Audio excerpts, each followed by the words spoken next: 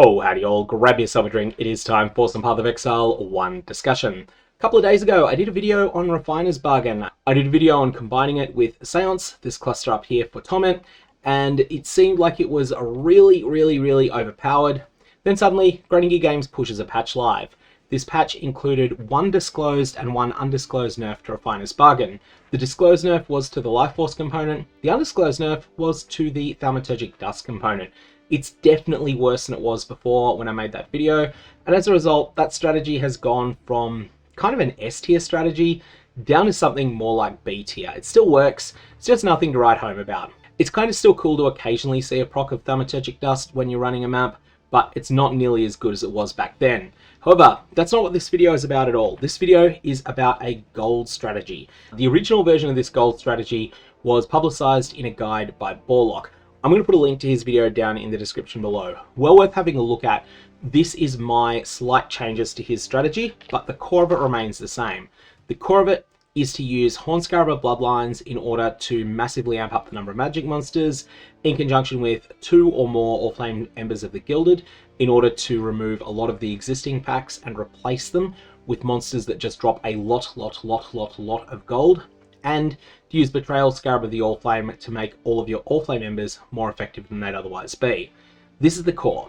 The big differences though that I'm advocating over what BawLoch suggests are, firstly, replacing the third Allflame member of the Gilded with one of the 2 Magic Vine Scarabs.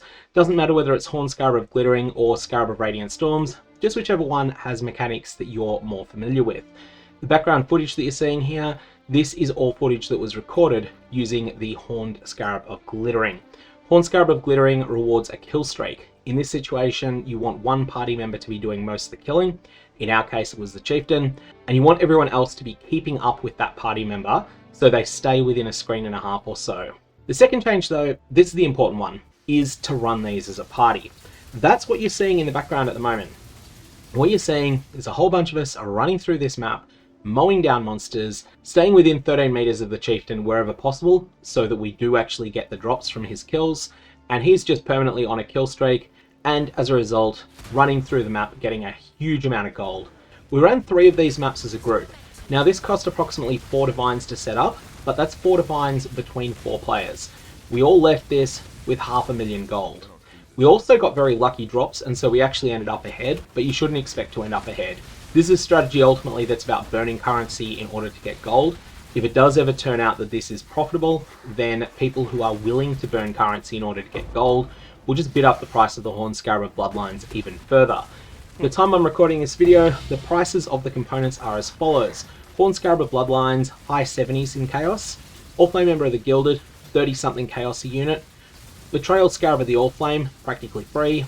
And the 2 Magic Vine Scarabs, Radiant Storms about 10C, and Horn Scarab of Glittering about 25. So all in all, you're looking something like 150C plus your map. And the map that you use does actually matter. I advocate going to the trade site, picking a tile set that's not very popular but that you know has a lot of monsters. I use Basilica here, it doesn't have to be Basilica, it could be Desert Spring if you prefer. Or another one that I think works reasonably well is most of the Shaper Guardian maps. All of those seem in my experience to have a fairly large number of packs in them, although I'm not 100% certain of that. The ones that I would stay away from are maps like Strand that are super open and super sparsely populated. They seem to feel like they're the worst. What you want to do, pick your tile set that you're going for, and sort it so that you only see maps that have the explicit modifier, increased percentage of magic monsters. Once you've done this, sort it from highest quantity to lowest, and just browse through the list looking for one that seems reasonable to buy. I only paid 10C for the Basilica that you see here. Honestly, I would have been quite happy to pay 50 if the seller had asked for it, because it certainly beats trying to roll these things yourself. But the most important innovation is to run it as a group, because if you run it as a group, then you can share the costs, and it seems like due to some of the changes Grinding Gear Games made to party play in 3.26, that the whole group gets full gold. Now this does mean of course that for solo players, the Horn Scarab of Bloodlines is going to become ridiculously uneconomical to buy, and that's just because group players are going to bid up the prices. This is something Grinding Gear Games signed up for when they decided to boost the gold amount that's available in party play. This was one of the predictable consequences of that back then. They made that decision, it went live, and as a result, everyone's just going to live with it. That's the strategy. Background footage has been going. Ended up with 500,000 gold after 3 maps. You could definitely get more if you were to run this on 17s. You definitely run more if you were to run this on Zana influence maps.